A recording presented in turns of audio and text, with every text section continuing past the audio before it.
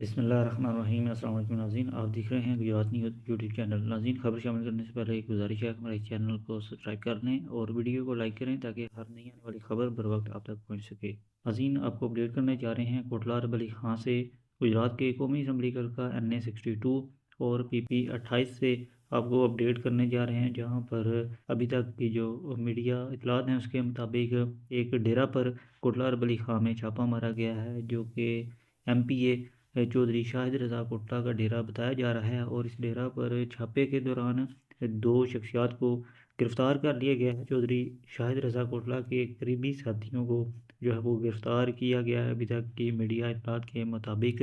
और बताया जा रहा है कि 8 फरवरी के योम स्याह मनाने के ऐलान के बाद, जो कि PTI ने ऐलान किया, उसके बाद ये कार्रवाई जो है वो अमल में लाई गई है कि चौधरी शाहिद रज़ा कोटला, जो कि गुजरात से वाहिद MP हैं पाकिस्तान तहरीक इंसाफ के, उनके करीबी साथियों को गिरफ़्तार कर लिया गया है उनके डेरा से।